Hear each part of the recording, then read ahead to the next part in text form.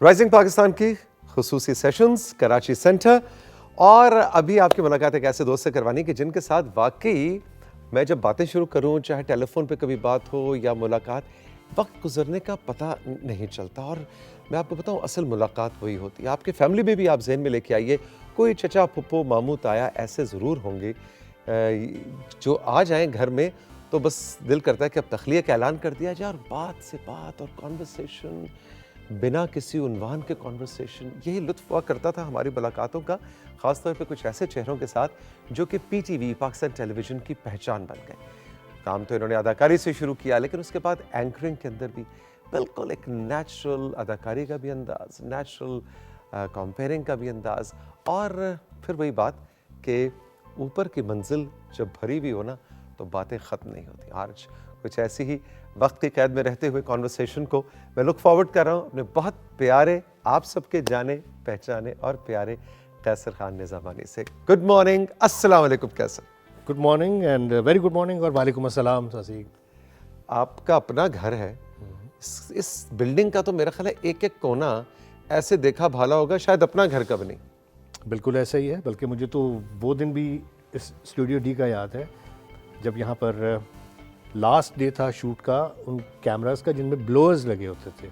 Blowers on blowers of, जब हम take कर रहे होते थे तो पंखे कैमरों को ठंडा रखने के लिए। अच्छा, आप इसका मतलब है मुझसे भी ज़्यादा पुराने, क्योंकि ये वक्त हम मुझे टेक्निकली आपसे बहुत स्ट्रांग हो गए।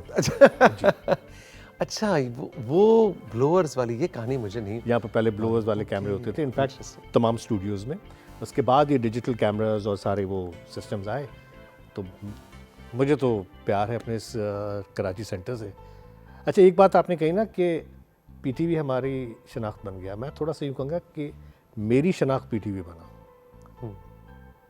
ठीक है ना, हम एक दूसरे के लिए लाजम, जिस तरह एक हमारी शनाख्त होती है पेरेंट्स के, लेकिन पेरेंट्स के बाद अगर शनाख्त बनी तो पीटीवी बनी। तो मैं I will remain thankful to this सितारा, है ना। और कभी हम सोच भी नहीं सकते कि हमारी वजह से पीटीवी नहीं, हम पीटीवी की वजह से। Very rightly said. अच्छा, और इस पीटीवी ने तो आपको जिंदगी के साथी भी दी। बिल्कुल, है ना। ऐसे तो ये तो फिर मतलब एक वो क्या ससुराल का भी एक दर्जा है इसका, पता नहीं मैके का है कि ससुराल का है कि कुछ घर है यार, घर है। और जितना दिया सरकार ने उतनी मेरी औकात नहीं। ये बताइए कि आपने वक्त के साथ साथ ज़ाहिर है आपका अपना कारोबार और अपना फैमिली की वो सारी चीज़ों साथ साथ, लेकिन आपने टेलीविज़न के बिज़नेस को, प्रोडक्शन के अंदर भी रहे, डायरेक्शन मतलब उसको, लेकिन उसके अंदर आपने बहुत ज़्यादा, मैं देखता हूँ आप एम्बिशियस मुझे नज़र नहीं। हालांकि अगर आप एम्बिशियस होते तो क्या ख्याल है? Ambitious in terms of what? Money. देखिए, मैं आपको एक बात समझाऊँ। पाकिस्तान में कलमिया है कि हम जो सिंपल ग्रेजुएट्स होते हैं ना, हमें 10-12 हज़ार से ज़्यादा की नौकरी नहीं मिलती थी।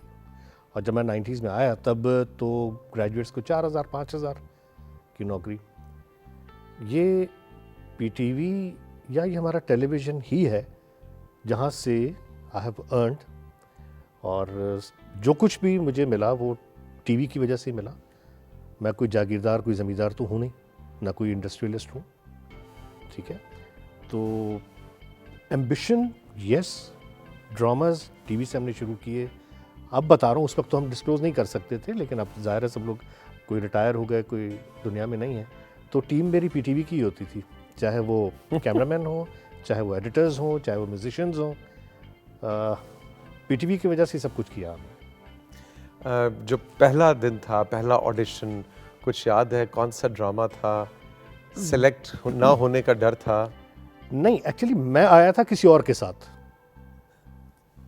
शफी मोहम्मद शाह मरूम ने रिकमेंड किया था किसी और बंदे को, तो मैं उसके साथ आया था। वैसे साथ जैसे होता है दोस्त। कुछ शौक था ना टीवी देखने का, तो हम आ गए इधर।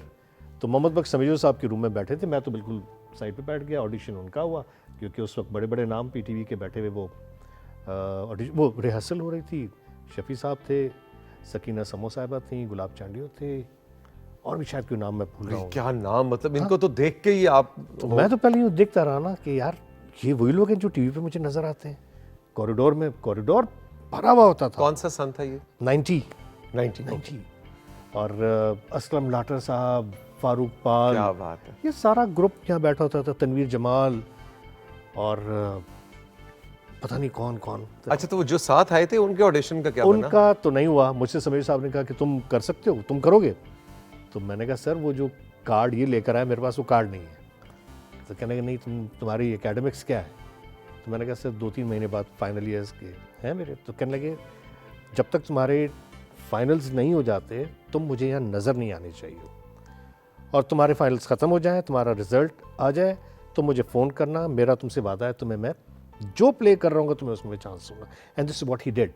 अच्छा, while we were in shoot of a Sindhi play, तो मसूद ज़िया चूचू आया, कहने लगे वो सायरा काज़मी साहिबा तुम्हें बुला रही हैं। तो एक खुशी की लहर थी कि यार सायरा साहिबा, मुझे सायरा बहुत बड़ा नाम। Oh yes. तो जब हम गए तो ऑलरेडी रूम भरा हुआ, ये कैसर साहब आए जी, बैठे, ये रहा स्क्रिप्ट, ये पढ़ें। बिलाल एक कैरेक्टर था, वो करें। वो काज़म की तस्वीर के सामने एक कथारसिस था बेसिकली। आपको रोना भी नहीं है, आपको शाउट भी नहीं करना है, आपने बात भी करनी है और पोलाइटली बात करनी, ज़ाहिर है फादर ऑफ नेशन, और आंखों से आंसू भी आने हैं। अब कहाँ कैसर, कहाँ इतनी बड़ी परफॉर्मेंस। एक बार रीडिंग हुई, भेज दिया, दूसरी बार रीडिंग हुई, तीसरी बार रीडिंग हुई। शफी साहब कॉरिडोर में कह रहे तुम्हें मैं देख रहा हूँ, आ रहे हो जा रहे हो, मसला क्या है? मैंने कहा ये ऑडिशंस हो रहे हैं। और कहने लगे अच्छा इधर आओ, स्क्रिप्ट दिखाओ। दरवाज़ा बंद किया, कहने लगे जैसे मैं पढ़ूँ मुझे तुम देखो और वैसे जाके पढ़ना। ठीक है, उन्होंने पढ़ के मुझे दिखाया। फिर शाम हो रही थी तो मसूद आए, चलो सारे भी बुला रही हैं, गया। फिर मैंने पढ़ा तो सारे कह रहे yes you are Bilal, you doing it, I sure? मैंने कहा जी मैं कर लूँगा। तो वी डिड इट। और इस वक्त आज एक बड़े मशहूर प्रोड्यूसर हैं, वो एक प्राइवेट चैनल को काम करते हैं, वो कॉरिडोर में मिले, कहने लगे तुम्हें देख लूँगा, तुमने बड़ी सिफारिश लगाई है। मैंने कहा है? मैंने कहा आप कौन है भाई? ना मैं आपको जानता हूँ ना आप मुझे जानते हैं, मैंने कौन सी सिफारिश लगाई? खैर बहरहाल वो आज तक तपे हुए रहते हैं और शुक्र अल्हम्दुलिल्लाह आई गॉट द चांस। और नूरुल हुदा शाह साहिबा का प्ले था, मैंने काम किया उसमें जमाल शाह साहब के साथ, वाह। रुबीना अशरफ साहिबा, खालिद अनम साहब, मेरा सानिया का और यासिर अख्तर का डेब्यू प्ले था वो, एंड इट वेंट माशाल्लाह वेरी वेल। मुझे ये बताओ कैसर, आपके उस ज़माने में शोहरत को संभालना मुश्किल होता था? देखो मुंडा भी सोना, मशहूर भी हो गया, पढ़ा लिखा भी है। छोटी सी बात बताऊं आपको मैं, हम लोग मैं कभी भी उस चीज़ में नहीं रहा कि यार मेरे पास कोई नई गाड़ी हो और ये। हम लोग तो नए नए आए थे, यूनिवर्सिटी से निकले थे, काम मिल रहा था, पेट्रोल के पैसे मिल जाते थे, बस बहुत था वो। तो जब हमने हवाएं किया, हैदर साहब वाला प्ले, हैदर इमाम रिजवी साहब वाला, तो उसमें आई स्टिल रिमेंबर वो एक कंपनी होती थी जो हमें आउटफिट्स ब्रांड वो करती थी, स्पॉन्सर करती थी। ठीक। तो मैं मिनी बस में आ रहा, मेरे हाथ में कपड़े, and I was playing a ministers character, और मिनी बस में आ रहे मिनिस्टर साहब। तो उसमें मुझे जुमले सुनने को मिले थे, वही कंगले, पीटीवी के कंगले ड्रामों में आते हैं, बड़े वजीर बनते हैं और कंगले इस तरह घूम रहे। मैं आया, मैं इधर मस्जिद है टीवी बाहर कोने पे, मैं अंदर गया, दरवाजे में अंदर नहीं गया। मैंने कहा बॉस तेरे दर पे खड़ा हुआ हूँ, इज्जत दे रहा है तो ऐसे बेइज्जत ना करा, ऐसे लोगों में बेइज्जती ना करो, इज्जत दे रहे हो तो बस आप संभालें, इस तरह ऐसी बेइज्जती ना करो। यकीन माने कुछ ही दिनों बाद प्रोडक्शंस हुई, सब कुछ हुई, I bought a very good 4x4। अच्छा, ओके। ठीक है, दैट वाज 97 या 96। और उसके बाद सिंस देन अल्लाह ने मुझे हमेशा बहुत अच्छी सवारी में रखा है। वो मिनिस्टर साहब जो कपड़े लेके मिनी बस में आ रहे थे, उन मिनिस्टर साहब की दुआ पूरी हो गई, कबूल हो गई। वो इज्जत जो दे रहा है आप संभालेगा वही ना, मेरी क्या औकात है भाई। अच्छा, मुझे बताएं कि फिर फजीला के साथ मुलाकात हुई, was it a love at first sight या? यार उन दिनों 90s में चंद, अब तो खातून नहीं, उन दिनों तो लड़कियां थीं जो कि खुश शक्ल थीं और पूरा पाकिस्तान उनसे बात करना चाहता था, उनकी कंपनी को एंजॉय करना चाहता था। Fazila was and is one of them. तो मैंने कहा कि यार ठीक है, और समाज याद है, अल्लाह ने कोई ऐसे सिलसिले बना दिए। बजिया का एक प्ले था आरजू, जो हम प्राइवेट प्रोडक्शन कर रहे थे, और वहाँ हमारी मुलाकात हुई थी, लेकिन वो प्ले हुआ नहीं। ये नेचर समटाइम्स सिर्फ करती है। और कोई 2-3 साल बाद, इनफैक्ट शादी के बाद, वही मेरा पहला प्ले प्रोड्यूस एंड डायरेक्टेड हुआ। अच्छा, पहली बार उन्हें देखा आपने उस प्ले के हवाले से देखा? मेरा ख्याल है हाँ। नहीं, उससे पहले वो एक बार फोटोशूट होनी थी मैगजीन के लिए, तो मैगजीन वालों ने उनसे रब्ता किया कि आपका एक फोटोशूट करना है कैसर के साथ। She bluntly refused, no। अरे मैंने कहा यार हम ऐसे भी गए गुजरे नहीं है, क्या हो गया? इनकार कर दिया। आप सोचें, तौसीक हैदर इतना बड़ा नाम, और कोई आपके साथ कोई फोटोशूट कराने से इनकार कर दे, क्या करोगे आप? मैं शादी कर लूंगा उससे फिर, जो आपने किया। बस यही हुआ। अच्छा, नहीं वैसे सीरियसली ये स्टार्ट किसने, उनकी तरफ से पहले पसंदीदगी का इजहार हुआ था, या आपने, या दोनों तरफ से ही था? या यार मुझे तो बचपन में लगता है पटा लिया गया था। हाँ, मुझे भी लगता है कि इतना मासूम लड़का कैसे हो सकता है कि, ऐसे ही हुआ है ना? बिल्कुल ऐसे ही। ये फजीला वाकई ये it's a to way communication basically, it's never a one way. तो डेफिनेटली मैंने प्रपोज किया होगा, और वहाँ से भी एक्नॉलेजमेंट आई होगी, होगी कहीं रेजिस्टेंस भी आई होगी। 450 साल पुरानी बात है। चलिए यूँ समझ लें, यूँ समझ लें। तो सारी बातें खुल के तो ना पूछ लिया करो ना यार, कुछ से पर्दा भी रहने दो। अच्छा, how has been this journey? क्योंकि बहुत से मैंने टेलीविज़न की जो शादियां हैं, अनफॉर्चुनेटली उनको फिल्म की शादियां, टीवी की शादियां चंद हैं जो कि कामयाबी से तोड़ चढ़ती हैं, ज़्यादातर टूट भी जाती हैं। क्या आपके और फजीला की शादी के दौरान ऐसे टर्बुलेंट मोमेंट्स भी आए, और अगर नहीं आए तो इसकी क्या वजह है? देखिए, ज़िंदगी में अप्स एंड डाउन्स तो होते हैं, और ये टर्बुलेंस भी होती है, और शायद होनी भी चाहिए। होनी नहीं चाहिए, होनी नहीं चाहिए, नहीं होनी चाहिए। आपकी स्मूथ फ्लाइट होनी चाहिए। लेकिन ये एक आइडियल सिचुएशन की मैं बात कर रहा हूँ कि ऐसा होना चाहिए, जो कि होता नहीं है। Now it's up to you and your spouse, if you want to keep your family intact, तो फिर कहीं ना कहीं कॉम्प्रोमाइज़ेस करने पड़ते हैं, और कहीं ना कहीं आपने अगले के आगे सरेंडर भी करना पड़ता है, और कहीं अगला भी आपके सामने सरेंडर करता है। It's two way communication as I said. तो ये होता है, ये हो सकता है कि यस्टरडे भी हुआ हो फड्डा। हाँ, तो फड्डा तो एक अलग चीज़ है। हाँ, लेकिन माशाल्लाह स्मूथ रही जनरली फ्लाइट। हाँ, शुक्र अल्हम्दुलिल्लाह, शुक्र। आपने कॉम्प्रोमाइज़ किया किस कई बार। बस ऐसी कौन सी चीज़ है जो कैसर को छोड़नी पड़ गई ज़िंदगी में फजीला के लिए? कोई आदत, कोई ख्वाहिश? नहीं, ऐसा कोई कुर्बानी ऐसी नहीं, मेजर नहीं, बिल्कुल उन्होंने दी? हाँ, बच्चे जब छोटे थे, हालांकि इल्ज़ाम मुझ पे आता है कि मैंने मना किया था ड्रामा में काम करने से, मैंने नहीं किया। She has been a very good wife and a very good mother, और she raised my kids, my boys माशाल्लाह वेरी वेल।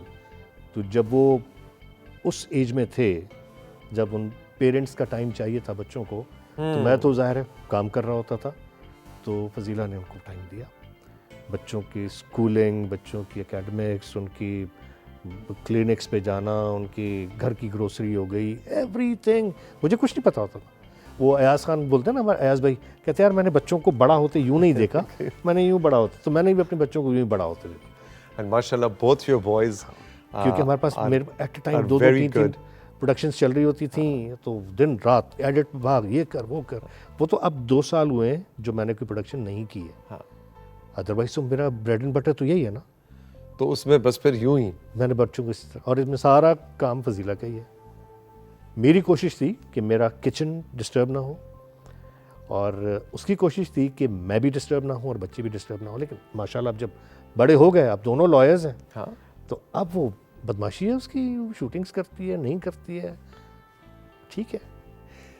कैसर हमारे साथ मौजूद है राइजिंग पाकिस्तान में। एक छोटा सा ब्रेक के बाद अभी मिलते हैं।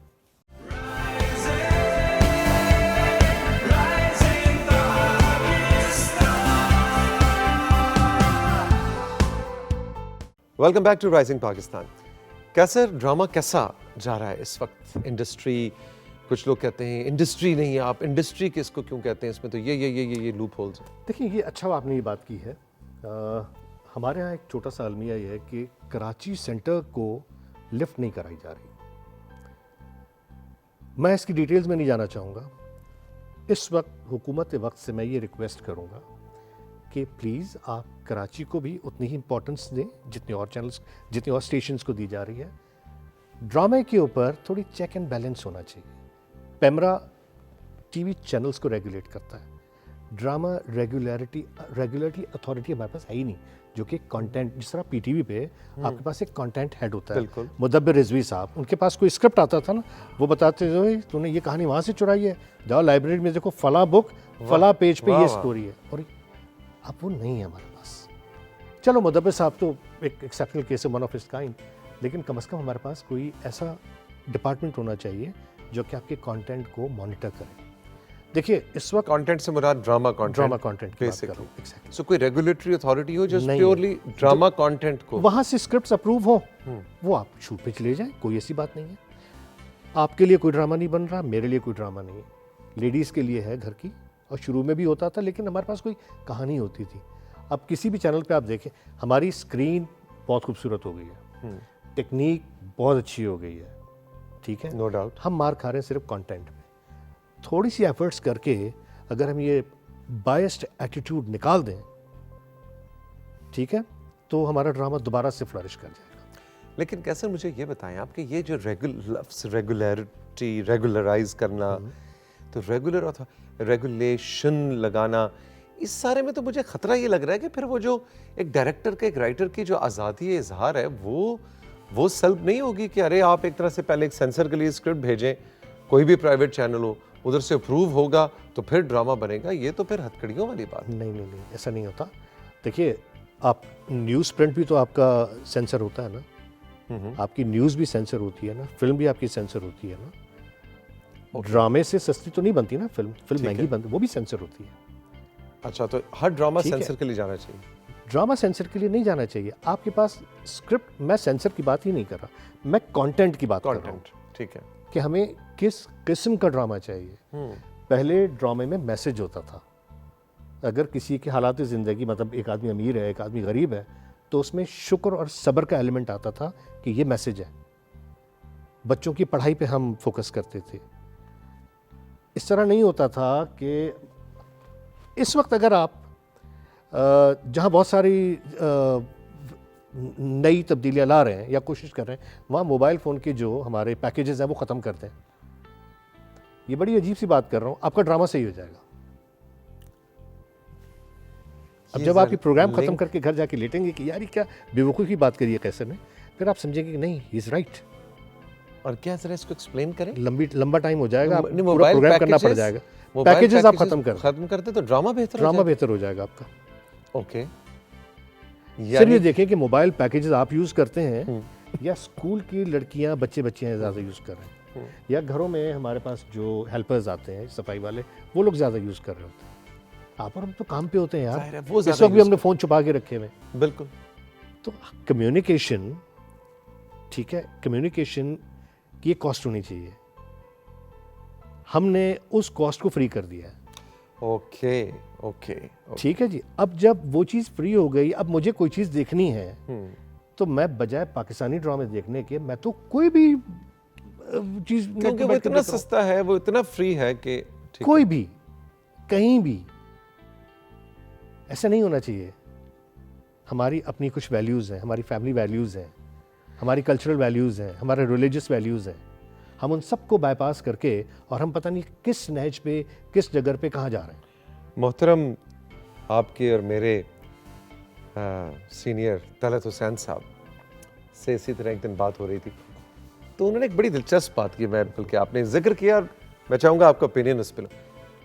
वो कहते हैं तो असी मेरे ख्याल में ये जितने टीवी चैनल्स प्राइवेट, ये करंट अफेयर्स, ये पाकिस्तान में सिर्फ 3 या 4 टीवी चैनल्स होने चाहिए। ठीक है, तकरीबन वही बात जो आप कर रहे हैं कि कहते हैं वो इतना कंटेंट आपने इतने मल्टीपल हाथों में दे दिया है कि उसके वजह से हमारी तहजीब, हमारा तमद्दुन, हमारी रिवायात ये इफेक्ट हो रही है। हमारे पास पूरा लोग हैं यार, पूरा सिस्टम है यहाँ पर। चाहे कोई भी सेंटर हो, क्वेटा सेंटर ले लें, लाहौर सेंटर ले लें, पेशावर सेंटर ले लें, हमारे पास पूरा सिस्टम है। जितने लोग रिटायर हो गए ना, जब मैं तो ये कहता हूँ जब उनको काम करना आया है हमने उन्हें घर बिठा दिया। आप 15-20 साल पुराने कराची सेंटर के ड्रामे उठा के देख लो, हिस्टोरिकल प्लेस जो हैं, मैं नहीं समझता किसी भी तरह वो कम है। आप बाबर को उठा के देख लीजिए, आप मोहम्मद बिन कासिम उठा के देख लीजिए, आखिरी चट्टान उठा के देख लिया, ब्लैक एंड वाइट आता था। अब जब उन प्रोड्यूसर्स डायरेक्टर्स को काम आ गया, उस टीम ने काम सीख लिया, आपने रिटायर करके घर बिठा दिया। क्या आर्ट्स की दुनिया में रिटायरमेंट की एज होनी चाहिए? No sir, not at all. As long as you are living, you are working. And as long as you are living and active and Living, ready you to are working. Work. हाँ, मैं अभी भी PTV का एक play कर रहा हूँ और उसमें वो सिंधी में है, उसमें भी एक आर्टिस्ट की कहानी है। तो मेरे जहन में तो एकदम वो बात भी आ गई आपसे कि नहीं, जब तक आप जिंदा हैं आप काम कर रहे हैं। पिकासो की एज किसी को मालूम थी? काम कर रहा था ना। और बड़े बड़े वैसे भी देखा जाए तो इंटरनेशनली डायरेक्टर्स, इवन हमारे प्राइवेट सेक्टर में भी डायरेक्टर्स बहुत बड़ी तादाद है जो कि 60 साल से ज़्यादा उम्र के हैं, 65-70 साल की उम्र में जाके क्या आप शोरा आफाक काम करते हैं। कैसे? और हम क्योंकि एक सरकारी इदारा हैं तो हमने 60 में रिटायर हो जाना है। So this is a little unfortunate. थोड़ा सा अपनी चीज़ों को चेंज करना पड़ेगा। अब ज़ाहिर है समझदार लोग बैठे हैं ऊपर और उन्हें जो भी आप सिर्फ देखें कि जो कामयाब मॉडल्स हैं, ठीक है, वो क्या कर रहे हैं और हम नाकाम हैं तो क्यों है, उन्हीं को फॉलो कर लो यार। ठीक ठीक।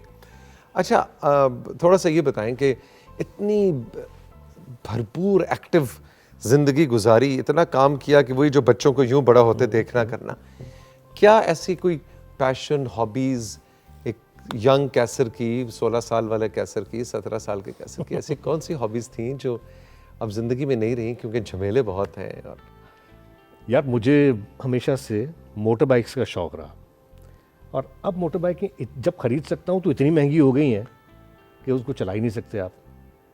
बाइक, मोटर बाइक का शौक, तो मिनी बस से डायरेक्ट जो 4 व्हीलर पे चले गए थे ना, उस वक्त एक मोटर बाइक लेनी चाहिए थी। नहीं तो बात तो वही होती है ना, मोटरसाइकिल तो उस वक्त तो मेरे पास थी, मेरा ख्याल है एक KE175 थी, लेकिन कपड़े तो उसमें नहीं आ सकते थे ना। आउटफिट्स तो आपको लेके जाने पड़ते हैं। खैर बहरहाल, What are your future dreams, projects, plans? क्या करना चाहते हैं जो अभी तक नहीं किया जिंदगी में? यार मैं ऐश करना चाह रहा हूँ, मैं बहुत ऐश कर रहा हूँ। तो बहुत अच्छी बात है। बस और क्या, बच्चे बड़े हो गए, वो अपनी प्रैक्टिस कर रहे हैं और कोई उस तरह से जिम्मेदारियां नहीं है कि नहीं, पाल दिया, पढ़ा दिया ना, पढ़ा दिया। और शुक्र अल्हम्दुलिल्लाह वो मुझसे खर्चा नहीं मांगते, उल्टा मेरी गाड़ी में भी वो फ्यूल डाल देते हैं, अपनी माँ की गाड़ी में भी वही डाल देते हैं, बाहर से खाना ऑर्डर करते हैं तभी वही पैसे दे रहे होते हैं। और उनकी माँ ने उनको एक ड्यूटी लगाई हुई है कि हर महीने ये जिम्मेदारी तुम्हारी है, बिजली का बिल तुमने देना है तो फला टैक्स तुमने भरना है। तो मैं क्या करूँ? याशी, ऐश कर रहा हूँ। क्या ऐश में क्या ट्रैवलिंग का शौक है, दोस्त, यही दो शौक हैं जो मैं ऑन एयर पूछ सकता हूँ? दोस्त तो हमारे दोस्त आपके बने नहीं क्योंकि आप काम इतना कर रहे थे। जो हमारे स्कूल फेलोज थे वो भी आज भी अल्हम्दुलिल्लाह इंटैक्ट हैं और वो दोस्त हैं मेरे जो इस शोबे से जिनका ताल्लुक़ नहीं। अच्छा, तो वो हमारे ग्रुप्स हैं कुछ ऑफ रोडर्स के, तो हम ट्रैवल बहुत करते हैं। और मतलब मैंने तो उस दिन बड़ा हैरत हुई कि पाकिस्तान का एक कोना है समंदर, मैं समंदर पे रहता हूँ, और यहाँ से दूसरा कोना खुंजराब, मैं अकेला ट्रैवल किया। दूसरे लोग बीच में मिले लेकिन I travelled all alone from. खुद ड्राइव करके? हाँ जी, यहीं से जाते हैं और वहाँ से वापस भी अकेला ही। खुंजराब पास? हाँ जी। तो फिर इधर आप दूसरा बॉर्डर देख लिए, वहाँ से लेकर ईरान तक का बॉर्डर वो भी देख, पूरा पाकिस्तान का चप्पा चप्पा घूमा। और हमारा मुल्क जितना खूबसूरत है ना, मैं आपको बता नहीं सकता। मुझे हर इलाके के आखिर में ना एक यूनिक चीज़ बता दें। पंजाब की क्या चीज़ आपको बहुत अच्छी लगी? KP की क्या? गिलगित बल्तिस्तान, कश्मीर, पंजाब और सिंध में हुआ ये है कि एग्रीकल्चर चूँकि बढ़ गया ना, तो हमारे जो ऑफ रोडिंग की चीज़ें वो इतनी कम होती जा रही हैं सिंध में भी और पंजाब में। ज़रा हेरिटेज तो हमारा है ही ना।